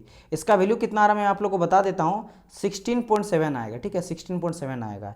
And अगर मैं बात करूँ यहाँ पे मी इक्वल टू आ जाएगा मेरा क्या, 10 लैम्डा, और इसका वैल्यू मेरा दिया गया 30, क्योंकि 10 लैम्डा का वैल्यू 30 दिया गया। तो ये तो वैल्यू मेरा दिया गया यहाँ पे क्या भाई, this is greater than theta. It means मेरे यहाँ पे स्लाइडिंग तब स्टार्ट होगा, स्लाइडिंग तब मेरा यहाँ पे स्टार्ट होगा। इट मीन्स यहाँ पे जो है 16.7 जो है उससे ज़्यादा मेरा 30 है। इट मीन्स ये मेरा जो है ना बॉडी वो जाएगा अपना वेट के चलते, यहाँ पे किसी भी कोई भी वजन का जरूरत यहाँ पे नहीं पड़ेगा, इसलिए इसका आंसर हो जाएगा 0। इसका आंसर क्या हो जाएगा मेरा, 0 हो जाएगा। Body will go start downward by its on weight, यहाँ पे कोई भी एक्सटर्नल फोर्स का यहाँ पे जरूरत नहीं पड़ेगा। ऐसा क्यों हुआ? क्योंकि जो इंक्लिनेशन एंगल है वो मेरा फ्रिक्शन एंगल से ज़्यादा है, फ्रिक्शन एंगल से यहाँ पे ज़्यादा। ये स्टेटमेंट अगर किसी बच्चे को समझ आ गया, और अभी तक अगर मैं आपको दिखाऊंगा प्रैक्टिकल, उससे पहले अगर समझ गए तो मैं मान जाऊंगा कि आप लोग हो महारत हासिल। ठीक है, देखो यहाँ पे दो एंगल का बात किया जाता है। एक एंगल मेरा ये होता है, ये, तो इसको अगर मैं यहाँ पे लेके चलूंगा अल्फा इस तरह करके, तो this is your inclination angle. ये क्या हो जाता है मेरा, इंक्लिनेशन एंगल। ठीक है, और यहाँ पे इस तरह का जो मेरा बॉडी रहता है ना, जो कि इस तरह डब्लू वेट मेरा जाता है, और इधर करके आ जाता है, डब्लू को लेते हैं डब्लू इंटू, यहाँ थीटा रहता है तो डब्लू लेते हैं कॉस थीटा। एक सेकंड, वहाँ भी लेमडा लेके चले हम लोग चलेंगे। ठीक है, तो ये मान लो यहाँ पे लेमडा लेके चले, और ये मेरे से ज़्यादा तो ना ये आईपैड आगे पीछे हो जाता है, तो डब्लू कॉस आपका, और ये डब्लू साइन अल्फ़ा, और यहाँ पे एक नॉर्मल जाएगा। ठीक है, एंड इस यहाँ से मेरा आर निकलेगा, और यहाँ पे मेरा थीटा जाएगा। तो एक मेरा यहाँ पे थीटा है, दैट इज फ्रिक्शनल फोर्स, और मेरा यहाँ पे एक मेरा क्या है, यहाँ पे एक मेरा फ्रिक्शनल फोर्स है, और दूसरा मेरे यहाँ पे क्या है, अल्फा है, that is your inclination angle. अब देखो मेरी बात, मैंने ये सिंपल कह रहा हूँ ना, ये मैंने क्या कहा कि भाई यहाँ पे जो है ना, तो भाई इंक्लिनेशन एंगल तो मेरे यहाँ पे 30 दिया गया है, 30 दिया गया, यहाँ पे देख सकते हो 30 दिया गया है, और मेरे यहाँ पे जो थीटा का वैल्यू निकला, ये जो थीटा का वैल्यू निकला वो कितना निकला मेरे यहाँ पे, मात्र 16 निकला। तो 16 से ज़्यादा 30 है, तो अगर ज़्यादा मेरा एंगल है तो ऑब्वियसली बात है अपने वेट से नीचे जाएगा ना, ये समझो मेरी बात। यहाँ पे इंक्लिनेशन एंगल ज़्यादा हो गया। अब ये मैंने आपको पिछला लेक्चर में समझाया था कि एक मेरा बॉडी है, इसके ऊपर ना मैं इसको कुछ ज़्यादा ही ना, ये जल्दी स्लाइड कर जाता है ना, तो ये इस तरह करके है। अब देखो ये मैंने इस तरह ऊपर करा, ये जो आप देख रहे हो ना अभी फिलहाल, ये हॉरिजॉन्टल के साथ जो एंगल बना रही है, ये है मेरा एंगल ऑफ इंक्लिनेशन। लेकिन जब ये बॉडी मेरा मूवमेंट करने लगेगा ना, यहाँ पे नीचे गिरने लगेगा, वो हो जाता है एंगल ऑफ रिपोज। क्या हो जाता है वो, एंगल ऑफ रिपोज। तो जब तक ये बॉडी मेरा नहीं मूव कर रहा था, तब तक एंगल ऑफ इंक्लिनेशन है। लेकिन जब ये इंक्लिनेशन एंगल को इतना हम लोग बढ़ा दिए, देखो अभी इतना कर दिए कि मूव करने लगा, तो ये अपने वेट के चलते हुआ। अब यहाँ पे फ्रिक्शन एंगल का तो जरूरत पड़ा नहीं, तो सेम ही यहाँ पे हुआ। यहाँ पे angle of inclination angle of repose तक पहुंचेगा, मतलब ये ज्यादा एंगल हो गया था कि बॉडी अपना वेट के चलते मूव कर गया। ये आप मानो ना कि मान लो इतना एंगल है और मूव नहीं कर रहा, हम लोग तब फोर्स लगा के इसको जो है, सॉरी गिर गया, तो अगर मैं फोर्स लगा के इसको गिराता हूं तो अलग बात था। लेकिन यहाँ पे हम लोग क्या देखें कि यहाँ पे मेरा इंक्लिनेशन एंगल ही ज्यादा है, तो मुझे यहाँ पे एक्स्ट्रा जो है वो मेरा फोर्स को रिक्वायर्ड नहीं पड़ेगा। एकदम ये चीज़ को आप लोग को ध्यान रखना है। तो यहाँ पे 0 हो जाएगा करेक्ट आंसर, 0 हो जाएगा क्या मेरा, करेक्ट आंसर हो जाएगा। ये लेमडा आप लोग को याद होगा, लेमडा कब हम लोग लेते थे, जब मैक्सिमम हम लोग फ्रिक्शन फोर्स लगाते हैं। मैक्सिमम क्या लगाता है, फ्रिक्शन, मतलब रोक रहा है उसको। ठीक है, तो वो रोक रहा तो वो मूवमेंट करने नहीं दे रहा है, तो ये इंक्लिनेशन एंगल के चलते यहाँ पे मूवमेंट देखने को मुझे मिल रहा है। चलिए इतना चीज़ अगर हो गया, क्योंकि यहाँ पे थीटा इक्वल टू बस लेमडा ले लिए थे मैक्सिमम फ्रिक्शन फोर्स के केस में। चलिए और ये कंडीशन क्या था, ये लेस देन इक्वल टू, ये मैं ये बता रहा हूँ कि भाई या तो अगर स्टार्ट करेगा ना, तो या तो मेरा लेमडा का वैल्यू जो होगा उससे कम है या इक्वल कम से कम तो होना ही चाहिए, लेकिन यहाँ पे हम लोग क्या देख रहे हैं, उससे ज़्यादा है। ठीक है, ये कंडीशन होगा तब जाके वो स्लाइडिंग मतलब अबाउट टू स्लाइड होगा, उससे पहले तक नहीं होगा। तो ये वही कंडीशन है, तो यहाँ पे अपने वेट के चलते होगा। चलिए काफ़ी डीप बात कर दिए, होप्स हो कि आप लोग को बुझाया होगा, है ना। चलिए क्वेश्चन नंबर 38 आ जाइए, फटाफट अब हम लोग लगाएंगे, बहुत ही इजी क्वेश्चन अब सब मिलेगा, है ना। Using lubrication on engine parts is example of reducing. हम लोग लुब्रिकेशन इंजन में क्यों लगाते हैं, मोशन के चलते, फोर्स के चलते, एक्सलेशन के चलते और फ्रिक्शन के चलते। तो डियर फ्रिक्शन के चलते हम लोग लगाते हैं। किसके चलते लगाते हैं, फ्रिक्शन के चलते। बेसिकली जब दो बॉडी आपस में म्यूचुअल कॉन्टैक्ट में होता है तो हीट जनरेट करता है, उससे बॉडी का जो टीयर वियर भी देखने को मिलता है। तो हम लोग अगर लुब्रिकेशन वगैरह लगाएंगे तो फ्रिक्शन कम होता है, जिससे हीट भी जनरेट कम होगा, उसका लाइफ ज़्यादा बढ़ जाएगा। चलिए तो इसका तो सी आंसर हो गया, फटाफट लगा लिए, आगे बढ़ते हैं। 39 the direction of frictional force acting on a body which can slide a fix surface is in the direction opposite direction पे। डी नंबर इसका करेक्ट आंसर हो जाएगा, अपोजिट डायरेक्शन। जब भी कोई मेरा इस तरह का बॉडी है, इधर हम लोग लोड लगा रहे हैं, इसलिए पहले मैंने समझा दिया आप लोग को, तो इसके जस्ट अपोजिट डायरेक्शन में मेरा फ्रिक्शनल फोर्स लगता है, वही कह रहा है। तो direction of frictional force acting on a body can slide on a fix surface is opposite to the direction of motion के अपोजिट लगता है। चलिए ये भी हो गया, आगे बढ़ते हैं।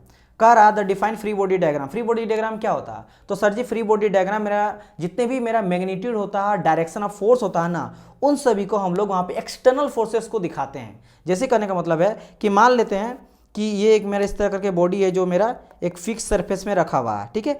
और मैंने कहा कि यहाँ पे ना एक मेरा फोर्स F करके लगा रहे हैं, जो कि हॉरिजॉन्टल के साथ कुछ आपका थीटा एंगल बना रहा है। अब इसको आपको फ्री बॉडी डायग्राम बनाएंगे तो क्या करेंगे, जितने भी इसमें ना आपका फोर्सेस होगा उसको हम लोग दिखाएंगे, जितने भी एक्सटर्नल फोर्सेस होगा, कितने डायरेक्शन से लग रहा है, क्या लग रहा है, उस चीज़ को दिखाते हैं। तो मैं अगर इसको फ्री बॉडी डायग्राम बनाऊं तो पहले आप बोलिएगा सर जी, एक तो पहली बात ये मेरा इसको रिजॉल्व करना पड़ेगा, एफ को, इस फोर्स को रिजॉल्व करना पड़ेगा। कैसे सर रिजॉल्व करेंगे, तो एक सर इस डायरेक्शन में आएगा, एक ऊपर से आएगा, है ना। और ये थीटा एंगल बना रहा है सर, तो ये आ जाएगा एफ कॉस थीटा, ये आ जाएगा मेरा एफ साइन थीटा। और सर जी इसका कुछ वेट होगा, तो डाउनवर्ड डायरेक्शन में सर जी मेरा एक वेट लगेगा जो कि mg के बराबर होगा। And just according to Newton third law every action is equal and opposite reaction, तो सर जी एक रिएक्शन नॉर्मल में जाएगा जो कि n लेके चलते हैं। तो ये मेरा हो गया इसका फ्री बॉडी डायग्राम। और साथ ही साथ अगर बॉडी मेरा इस डायरेक्शन में मूव कर रहा है सर, तो इस डायरेक्शन में मेरा फ्रिक्शन फोर्स भी लगेगा, ठीक है, F लगेगा जो कि μn के बराबर होगा। और इधर मेरा कोई फोर्स लगा रहे हैं, फिर लोड लगा रहे हैं, बातें की। ये हो गया मेरा फ्री बॉडी डायग्राम। मतलब क्या किए, एक्सटर्नल फोर्सेस को हम लोग यहाँ पे शो किए, जो भी बॉडी में जितने डायरेक्शन से लग रहा है। तो 40 का करेक्ट आंसर क्या हो जाएगा, देखिएगा, figure that represent external force acting on a body. Okay, figure तो नहीं बोलेंगे, फिगर नहीं, ठीक है, डायग्राम होगा या फिर आपका कोई, तो ये तो बिल्कुल नहीं होने जाने वाला है। तो फिगर हाँ बोल सकते हैं, 2D है ना, बोलेंगे, ठीक, कोई दिक्कत नहीं है, फिगर बोल सकते हैं। मैंने आगे ऑप्शन देखा कि बोला गया diagram that represent internal stresses, no free hand से स्केच वगैरह नहीं बनाते हैं। Diagram that only represent moment, नहीं, ये हो जाएगा। हाँ कभी कभी देखो मैं आप लोग को बता रहा हूँ क्यों मैंने रोका। एक क्वेश्चन आया था गेट या एसी में, यहाँ पे फिगर ना लिख के एक फिगर भी दिएगा और एक बॉडी भी दिया रहता है। उस केस में आपको बॉडी लेके चलना है, समझ आया यहाँ पे, क्योंकि फिगर बोलेगा तो कभी 2D का बात करेगा एरिया का, कभी बात करेगा उसके वॉल्यूम वगैरह का, तो उस केस में आप लोग को ध्यान में रखना। लेकिन अभी बात क्या होगा, फिगर खाली बोला तो ठीक है, मतलब एक तरह से फिगर ही तो हुआ ना। ये मोमेंट ऑफ इनर्शिया जब मैं बात करूंगा ना, एरिया के केस में भी होता है और वॉल्यूम के केस में भी होता है, ठीक है, moment of mass, moment of area, तब तो वो चीज़ है। तो मुझे वो लगा, लेकिन कोई नहीं, यहाँ पे फिगर दिया गया, ये भी सही है, ठीक है, क्योंकि 2D का बात करेगा तो फिगर भी हो सकता है कि 2D में हम लोग को लेंथ और विड्थ दिखता है, फिगर 3D में हम लोग को वॉल्यूम दिखने लगता है, वो चीज़ है। चलिए आगे बढ़ते हैं नेक्स्ट क्वेश्चन की ओर, क्वेश्चन नंबर 41। देखो इस तरह का क्वेश्चन कुछ दिया गया, बताया गया कि एक रेक्टेंगुलर प्लेट है, बस वही, अब ढेर सारा क्वेश्चन आपको देखने को मिलेगा उसी तरह। एक रेक्टेंगुलर प्लेट है ऑफ मास m, जिसका मास m है, स्लाइड डाउन कर रहा है, मतलब इस नीचे डायरेक्शन की ओर वो स्लाइड कर रहा है, ठीक है, इसका मास m लेके यहाँ पे चला गया है। On a film of oil, मतलब एक ऑयल पे फिसलते हुए नीचे आ रहा है, मतलब वो रेजिस्टेंस को रोक रहा है, मतलब रोकने का कम ट्राई कर रहा है, तेल वगैरह है जो फ्रिक्शन को घटा रहा है, रिड्यूस करा ताकि फिसलेगा। At a uniform velocity on a inclined surface sloping under this condition आपसे पूछा गया कोफिशिएंट फ्रिक्शन जो होगा वो 0.5 होगा क्या, या फिर there is no resistance of motion as it slide down, या फिर viscous resistance to motion is this much, या फिर resistance to due to viscosity of oil is M. क्या होगा आपको ये बताना है, इस कंडीशन में क्या होगा आपको ये बताना है। करेक्ट आंसर अभी नहीं बताएं, ये आप लोग को बताना है। तो बताइए इसका करेक्ट आंसर क्या होगा। तो आप लोग को इसको देख के निकालना पड़ेगा, ऐसे तो डायरेक्ट निकल नहीं जाएगा। तो मैं इसका फिगर यहाँ नहीं बनाऊंगा, डायरेक्ट इसी में मैं बना देता हूँ आप लोगों को क्या क्या होगा।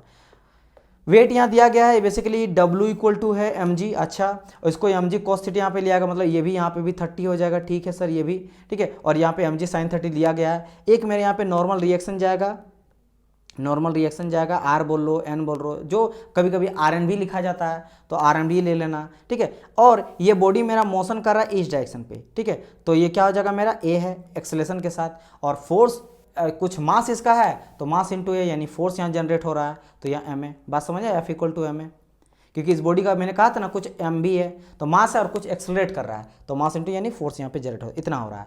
एंड यहाँ पे देख सकते हैं रेजिस्टेंस, कौन सा रेजिस्टेंस है, विस्कोस रेजिस्टेंस है, इतना चीज़ दिया गया है। तो मुझे क्या करना है, सम ऑफ नेट फोर्स निकाल लेंगे। सम ऑफ नेट फोर्स अगर निकालेंगे तो यहाँ पे क्या हो जाएगा भाई, तो एक हो जाएगा मेरा W sine theta minus minus हो जाएगा W साइन थीटा माइनस आ जाएगा मेरा क्या, माइनस म्यू आर एन। तो नाउ यहाँ पे एफ नेट यानी कि फोर्स मेरा कितना लग रहा है, एफ मास इंटू एक्सेलरेशन लग रहा है, अच्छा। और यहाँ पे आ जाएगा W sine theta minus mu R N, right, okay.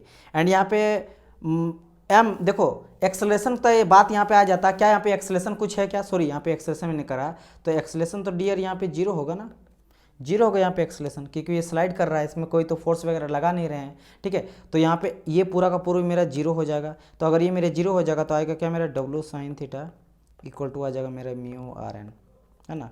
And यहाँ पे और क्या कर सकते हैं हम, यहाँ पे equal to F equal to हम लोग कह सकते हैं म्यू आर एन, तो ये मैं कह सकता हूँ F equal to W sine theta, क्या कर सकते हैं हम लोग, F equal to W sine theta. तो यहाँ पे करेक्ट आंसर हम लोग का क्या हो जाएगा, यहाँ पे हो जाएगा मेरा थीटा इक्वल टू 30 दिया गया है, यानी कि यहाँ पे आ जाएगा W साइन 30, बस आंसर आ गया, इसी हो गया। चलो तो यहाँ पे करेक्ट आंसर मेरा C हो गया। अब बहुत सारे स्टूडेंट को लगेगा सर क्या क्या किए आप, तो कुछ बताएं भी नहीं यहाँ पे। बाबू देखो ये मैं बहुत सारा चीज़ समझा चुका हूँ आप लोग को, बस बैलेंस करना बनाना है। यहाँ पे क्या क्या हुआ था सब समझ गए होंगे आप लोग, है ना, यहाँ क्या किए यह समझ गए होंगे, ठीक है। तो देखो क्वेश्चन को ध्यान से पढ़ना, एम मास है स्लाइड डाउन कर रहा ऑन है फिल्म। अब यहाँ पे मैंने एक चीज़ खाली समझ में बच्चा को नहीं आया होगा, वो क्या है कि सर ये एक्सेलरेशन को आपने जीरो क्यों रखा, क्योंकि डियर स्टूडेंट यहाँ पे यूज किया जा रहा है मेरा क्या, एक ऑयल फिल्म ऑयल वगैरह यूज किया जा रहा है, फिल्म ऑयल वगैरह यहाँ पे यूज किया जा रहा है। तो क्या ये बॉडी मेरा रुक पाएगा, बिल्कुल नहीं रहेगा, सर से आ जाएगा। तो एक्सेलरेशन यहाँ पे ऑटोमेटिक जो है ड्यू टू विस्कोसिटी इतना कम है कि वो स्लाइड कर जा रहा है, इसीलिए एक्सेलरेशन यहाँ पे हम लोग को लेके नहीं चलना है। तो पूरा का पूरा एफ नेट जो वैल्यू फोर्स है वो फोर्स लग, मेरा बात समझ रहे हो ना। आप एक काम करो, आप कोई भी खराब उबड़ खाबड़ है, रफ सरफेस है, आप रफ सरफेस में कोई चीज़ को आप रखो, उसको धक्का मारो, धक्का लगाओ तब जाकर फिसलेगा। लेकिन वही चीज़ इस तरह स्लाइड है और एकदम आप रख दिए क्या, ऑयल रख दिए या फिर लुब्रिकेशन रख दिए, और लुब्रिकेशन रखने के बाद उसको रख दो, ऑटोमेटिक स्लाइड कर जाएगा। क्या फोर्स लगाने का जरूरत पड़ेगा, नहीं जरूरत पड़ेगा। एक्सेलरेशन यहाँ पे इस डायरेक्शन पे हो रहा है, देखो एक्सेलरेशन इस डायरेक्शन पे हो रहा है, लेकिन मेरा कहने का मतलब है कि इसमें फोर्स जो रहेगा ना वो फोर्स लगाने का जरूरत नहीं पड़ेगा, क्योंकि मास तो बॉडी का है, लेकिन एक्सेलरेशन हम लोग करने का जरूरत नहीं पड़ रहा है, वो ऑटोमेटिकली सेल्फ वेट के चलते और ड्यू टू हाई लुब्रिकेशन के चलते मेरा जा रहा है, इसलिए हमें ये चीज़ मैंने कर दिया जीरो। अच्छा ये कहाँ से इक्वेशन आया, ये कहाँ से आया, ये आप देख सकते हो W साइन थीटा, आप ढूंढो कहाँ से आया, ये तो आप लोग देख सकते हो W sine theta equal to आया म्यू आर एन। ये बेसिकली इधर जो रेजिस्टेंस मेरा लग रहा है, ये रेजिस्टेंस आप लोग को पता बहुत बार बता चुके हैं कि भाई रेजिस्टेंस F इक्वल टू क्या था, म्यू आर एन होता है, तो बताने का जरूरत नहीं। तो वही हो गया मेरा mu R N, R N और आर या एन जो बोलो, ये बेसिकली तो बस। तो ये तो हो गया मेरा जीरो, ये खत्म हो गया, बचा क्या W sine theta equal to mu R N, और म्यू आर एन बेसिकली क्या F ही तो है, फ्रिक्शन फोर्स ही है, तो बस मैंने वही कर दिया F equal to W sine theta बस। और थीटा का जगह में 30 वैल्यू पुट कर दिया, क्योंकि 30 तो यहाँ पे दिया गया है ना, ये चीज़ मिला तो 30 दिया गया वैल्यू यहाँ पे 30 डिग्री दिया गया, बस खेल खत्म हो गया यहाँ पे। तो यहाँ पे सी करेक्ट आंसर हो गया। तो कुछ भी इसमें है नहीं, इसमें कुछ भी जरूरत नहीं था बनाने का, बहुत ही बेसिक क्वेश्चन था। चलिए क्वेश्चन नंबर 42, चलिए अब आप लोग भी ट्राई करो, आप लोग भी पोज करके ट्राई करो, आंसर करो। Which of the correct option for this movement of body, देखो अब ये इतना इतना बच्चा क्वेश्चन देगा, 2018 का क्वेश्चन है, बोल रहा कि which of the correct option for the movement of body. कोई बॉडी अगर मूव कर रहा हो तो उसके लिए क्या होगा बताइए। फ्रिक्शन फोर्स बोल रहा क्या बराबर होगा, अगर बराबर होगा तो बॉडी तो हिलेगा ही नहीं, है ना। बोल रहा फ्रिक्शन फोर्स मेरा लेस देन होगा, बताइए क्या होगा करेक्ट आंसर। या फ्रिक्शन फोर्स मेरा ग्रेटर देन होगा। भाई साहब फ्रिक्शन फोर्स अगर ज़्यादा लगा दे रहे हैं, मतलब अप्लाइड फोर्स से फ्रिक्शन फोर्स ही ज़्यादा है, तो कहाँ हम लोग मूवमेंट करा पाएंगे, नहीं करा पाएंगे। तो ये भी नहीं होगा, ये भी नहीं होगा, बताइए ऑल ऑफ दी होगा ही नहीं। अब बचा सी, क्योंकि फ्रिक्शन फोर्स अगर हम लोग यहाँ पर कम लगा रहे हैं, फोर्स ज़्यादा रहा है, अप्लाइड फोर्स ज़्यादा लगा रहे हैं तो मूव कर जा रहा है। बात समझ आया। ये देखो इधर हम लोग ज़्यादा लगा रहे हैं, ये मान लो 10 का लगाएं और फ्रिक्शन 8 लगा रहे हैं, तो मेरा किधर मूव करेगा, इधर मूव कर जाएगा। ठीक है, तो बस सिंपल सा आंसर था, बी हो जाएगा। चलिए आगे बढ़ता, to choose the option which is incorrect about the term. अच्छा कभी कभी ये ध्यान देखना ना, यहाँ पे करेक्ट बोल रहा है या इनकरेक्ट बोल रहा है ना। ये नहीं कि क्या कुछ भी बोला गया और हमें बनाते जा रहे हैं सही सही सही, ये सही है, इनकरेक्ट बोला है तो आपको यहाँ पे गलत चीज़ ढूंढना है जो गलत होगा। चलिए बताइए, बाकी आप लोग होशियार तो हो ही। फ्रिक्शन प्रोड्यूस हीट, हाँ भाई करता है, इनकरेक्ट बोला गया है, ठीक है, तो ये सही है, तो मुझे ये नहीं आंसर मानना, ये तो होता है, सही बात है। इनकरेक्ट ढूंढना जो गलत है। आगे it lead to be decrease in the velocity of object, बोल रहा कि भाई ये lead to decrease the velocity, friction लगा के क्या उसको हम लोग वेलोसिटी को डिक्रीज कर सकते हैं। तो आप बोलोगे हाँ जी किया जा सकता है, वेलोसिटी को डिक्रीज कर ही सकते हैं, उसका मोशन को रोक सकते हैं, वेलोसिटी घटेगा ही घटेगा, हाँ हो घटेगा। It's leads to increase the velocity, नहीं देखो ये कोई बात हुआ, वेलोसिटी इंक्रीज तो नहीं होगा, उसको रोक रहा ना, ये बेसिकली फ्रिक्शन क्या होता है, और रोक रहा, मोशन को रोक रहा है, तो वेलोसिटी कहाँ से इंक्रीज करेगा, घटेगा, तो ये गलत है। It can stop the moving object, कोई अगर चलते हुआ चीज़ है उसको भी अगर हम लोग फ्रिक्शन फोर्स लगा रहे तो रोक सकता है। अब देखो अब बोलेंगे सर ये कैसे हुआ, अब हम लोग क्रिकेट खेलते हैं, वो ग्रास में जैसे बॉल जाता टप्पा खाता है, ठीक है, वो धीरे धीरे कुछ देर के बाद देखेगा, कभी कभी आप देखेगा कि इतना बड़ा बाउंड्री है ना, और ये जो क्रिकेट बॉल है यहीं पे आके रुक गया, बाउंड्री टच भी नहीं करता है, ठीक है, क्यों भाई, वो तो मोशन किया गया था, एक्सीलरेशन करके एक फोर्स से आ रहा था, लेकिन ड्यू टू घास जो है ना, ग्रास वो फ्रिक्शन का काम कर रहा है, उसको मोशन इस डायरेक्शन पे अगर जा रहा है बॉडी है ना, तो जो घास है वो इस डायरेक्शन में अपोज कर रहा है, उसको रोकने का ट्राई कर रहा है तो रुक जाता है, ठीक है, तो मूविंग बॉडी को भी रोक सकता है, तो ये भी सही है। करेक्ट इनकरेक्ट बोला गया था, यानी कि सी इसका करेक्ट आंसर होगा। इसका करेक्ट आंसर क्या होगा, सी, क्योंकि इनकरेक्ट आंसर ही पूछा गया था आपसे। चलिए आगे बढ़ा जाए, आगे बढ़ते हैं। Question number 44, which of the follow given formula is correct for the calculating the angle of static friction. भाई साहब स्टैटिक फ्रिक्शन का बात यहाँ पे कर रहा था, अभी हम लोग देखे थे ना कि tan थीटा इक्वल टू क्या था भाई, F/n था, याद है, और म्यू इक्वल टू क्या देखे थे, F/n था, यही देखे थे ना। तो क्या मैं यहाँ पे नहीं लिख सकता हूँ कि भाई tan theta equal to mu, कह सकता हूँ ना, और थीटा इक्वल टू क्या आ जाएगा यहाँ पे, theta equal to tan inverse आ जाएगा ना म्यू, tan इनवर्स म्यू, समझ आया। तो tan इनवर्स म्यू कहीं पे है क्या, tan इनवर्स म्यू, ए हो जाएगा करेक्ट आंसर। तो ये सब चीज़ जो है ना, ये सब चीज़ में बताया गया क्वेश्चन है। अब मुझे नहीं लग रहा कि आप लोग पूरा का पूरा फ्रिक्शन में कहीं भी अटकोगे, अगर हाँ वो धीरज लेके अगर आप शुरू में जो मैंने थ्योरी बताया वो देख लिया, क्योंकि मुझे पता है बहुत सारा लड़का वो सब चीज़ देखने को पसंद करता ही नहीं है, किसी को मतलब ही नहीं है वो सब चीज़ से, है ना। आज के टाइम पे वही चीज़ हो गया, बच्चा को बस जॉब चाहिए, बस यहाँ पे यस बोला गया है तो बस जॉब चाहिए, फटाफट पढ़ना है, समझना नहीं है, टाइम नहीं देना है। 45, चलिए क्वेश्चन लगा, ये भी 2018 का क्वेश्चन है SSC JEE का। Which of the following term best describe the frictional force. Bora friction force को कौन डिस्क्राइब करा, कॉन्टैक्ट फोर्स है, नॉन कॉन्टैक्ट फोर्स है, स्टैटिक फोर्स है, या फिर नॉन ऑफ दीज है, क्या होगा करेक्ट आंसर, फटाफट बताइए आप लोग। चलिए ये सब का आंसर आप लोग को पता होना चाहिए, करेक्ट आंसर क्या होगा। इसका करेक्ट आंसर कॉन्टैक्ट हो जाएगा, क्योंकि जब भी जो बॉडी कॉन्टैक्ट में आता है ना, तभी जाके मुझे वहाँ पे फ्रिक्शन देखने को मिलता, अदरवाइज फ्रिक्शन देखने को नहीं मिलेगा, ठीक है। कोई हीट ट्रांसफर तो नहीं हो रहा कि कंडक्शन कन्वेक्शन रेडिएशन रहे, कि विदाउट अगर मीडियम में भी वो ट्रांसफर कर जाए हीट, ऐसा नहीं, यहाँ पे कांटेक्ट होना पड़ेगा तभी जाके देखने को मिलेगा, ठीक है। चलिए 46 का बात करते हैं, यहाँ पे 46 का बात करते हैं। 46 में क्या कहा गया है यहाँ पे, द मैक्सिमम फ्रिक्शनल फोर्स। भाई साहब जैसे बात करेगा ना मैक्सिमम फ्रिक्शनल फोर्स, इसका मतलब क्या समझना है कि बॉडी जो है अबाउट टू मूव है ना, और यहाँ पे हम लोग फ्रिक्शन जो है मैक्सिमम लगा रहे हैं रोकने का, ठीक है, इतना समझ गए। Which comes into play when the body just being to slide, बात वही है, जस्ट बीइंग अभी होने वाला है, just being to slide over the another surface is called, इसको लिमिटिंग फ्रिक्शन कहते हैं। कितना बार बता चुके हैं, कितना क्वेश्चन देखिए कितना बार पूछा गया है। MP इंजीनियर में पूछा गया, JEE में, SSC JEE में पूछा गया 2017 में, आपके वेस्ट बंगाल के PCS में क्वेश्चन में पूछा गया, नागालैंड के PCS में क्वेश्चन पूछा गया, इसके लिए GPSC AMVI के ऑटो में पूछा गया क्वेश्चन है। मतलब देखो 1 2 3 4 5 बार, तो ये सभी क्वेश्चन जो है ना बहुत इंपॉर्टेंट क्वेश्चन है, ठीक है। तो 46 का हो गया। अच्छा यहाँ पे कुछ चीज़ें मैं बता देता हूँ।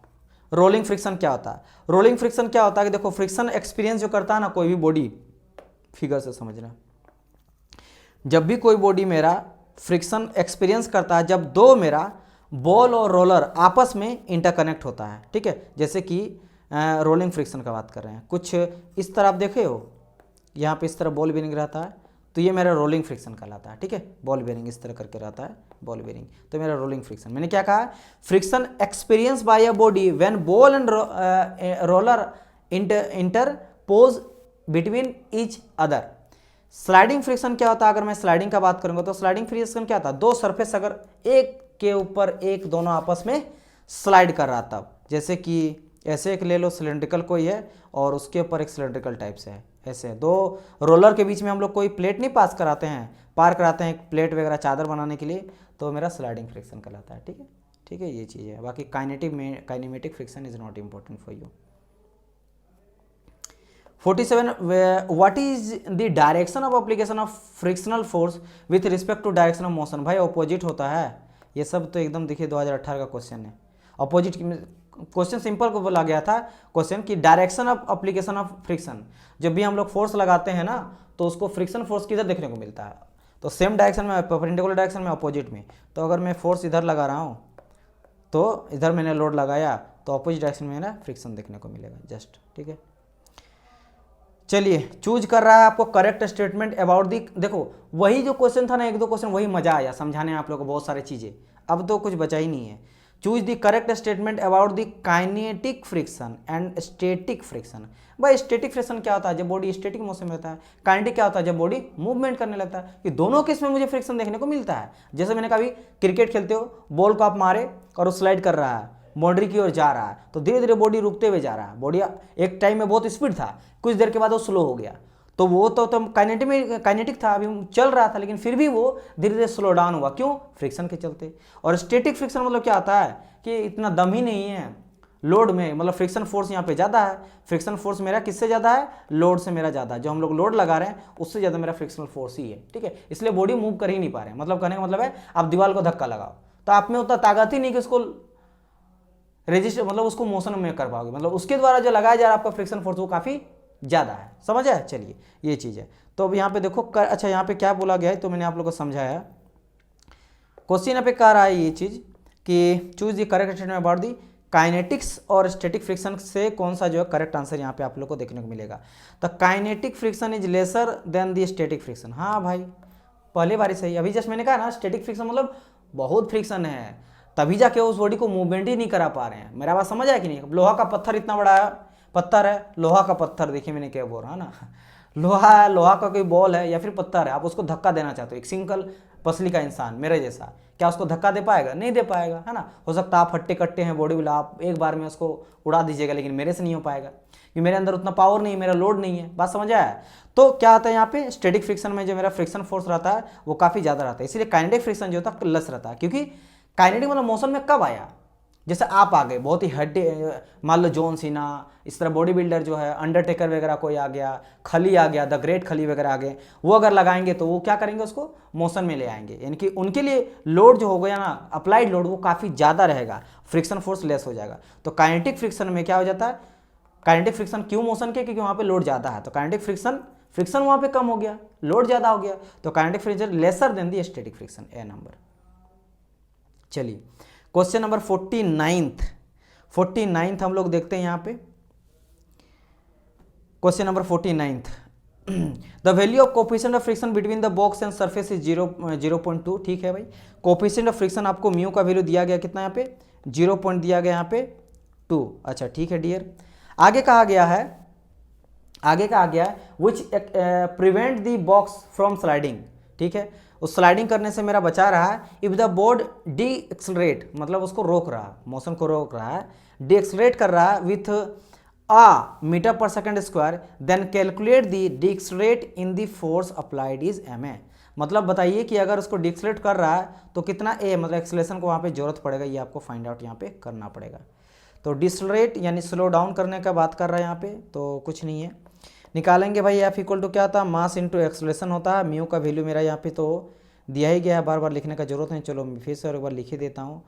तो यहाँ पे मैं क्या करूँगा भाई, F इक्वल टू, मुझे क्या पता फ्रिक्शन फोर्स, ये तो F equal to force equal to mass into acceleration मैंने लिखा, ठीक है, जो कि यहाँ दिया गया है, अप्लाइड फोर्स उतना लगा रहा है। अच्छा ये बेसिकली बॉडी क्या कर रहा है ना, इस तरह का कर रहा है, ठीक है।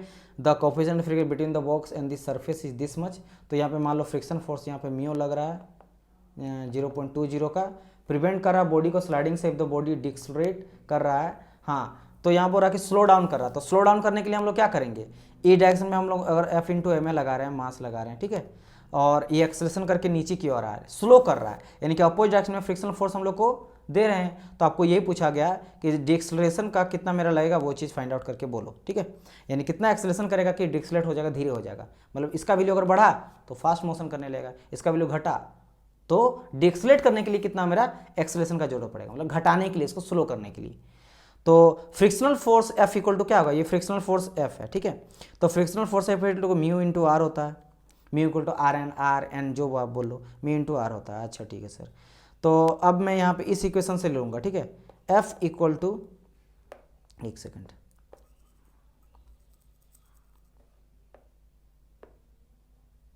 ठीक है, तो यहाँ पे F equal to mu into R लिखें, frictional force equal to mu into R. अच्छा ठीक, जो F है बेसिकली F है फ्रिक्शनल फोर्स है, ये किसके लग रहा है, इधर जो मेरा कोई बॉडी रहता है, याद करो इधर मेरा लोड लग रहा है, तो जस्ट अपोजिट मेरा फ्रिक्शन लगता है, तो बेसिकली क्या है, ये लोड है, फोर्स है, फोर्स क्या होता है M इंटू ए है, तो यही मेरा बैलेंस कर रहा है M इंटू ए। जिस तरह अगर नीचे तरफ मेरा W लगता है, W क्या होता है mg होता है, तो अपर डायरेक्शन में जो नॉर्मल रिएक्शन लगता है N या R, वो भी किसके बराबर होता है, mg के बराबर होता है, मैं आपको समझा चुका हूँ, वेट के बराबर। तो इसी तरह इसको बैलेंस करेगा तो M है ऊपर mg, ठीक है, तो मैं F को लिख सकता हूँ M है, हाँ सर लिख सकते हैं, ठीक है सर, तो लिखिए, ओके म्यू है, और आर क्या, जस्ट मैंने कहा mg, तो यहाँ पे mg लिख सकते हैं।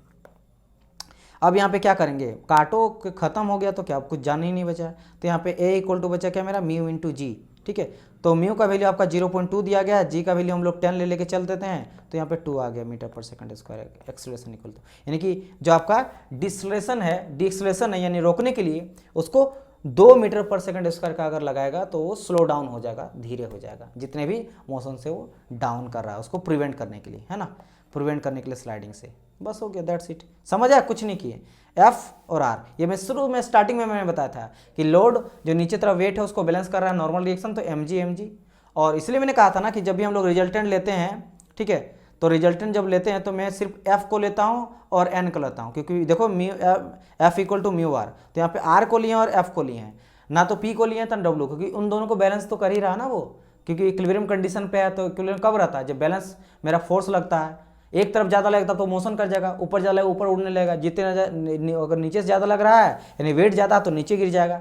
एक बॉडी कोई अगर कहीं पे है तो इक्विलिब्रियम कंडीशन पे है, तब इन दोनों को हम लोग को लेके और यहाँ पे हम लोग रिजल्टेंट फाइंड आउट करते हैं, क्या करते हैं, रिजल्टेंट फाइंड आउट करते हैं, और इसी पे मेरा थीटा आता है, एंगल ऑफ फ्रिक्शन। समझ आया, चलो आगे बढ़ते हैं। क्वेश्चन नंबर 50 कहा गया है a 13 metre ladder is place against the smooth, इसको हम लोग नेक्स्ट क्लास में सॉल्यूशन करेंगे, ठीक है, थोड़ा बड़ा है और टाइम अच्छा खासा हो भी गया, मिलते हैं हम लोग नेक्स्ट पार्ट में। एंड इसके अलावा एज यू नो दैट अगर आप SSCJ का प्रिपरेशन कर रहे हो, आपको कोर्स लेना तो you can purchase our course, हम लोग का कोर्स अवेलेबल है, मैकेनिकल का, सिविल का, इलेक्ट्रिकल का, तीनों का कोर्स अवेलेबल है। आप ऐप में जाके, इन्फिनिटी एजुकेशन ऐप में जाके कोर्स को परचेज कर सकते हो। जो मैं पढ़ाऊंगा ऐसा पढ़ाऊंगा कि लाइफ भर आप लोग मास्टर बन जाओगे, आप लोग किसी को पढ़ा सकते हो, ये गारंटी रखो, ठीक है, ऐसा मैं पढ़ाऊंगा। एंड इसके अलावा अगर मैं बात करूँगा तो RRB JEE का भी आप कोर्स परचेज कर सकते हो।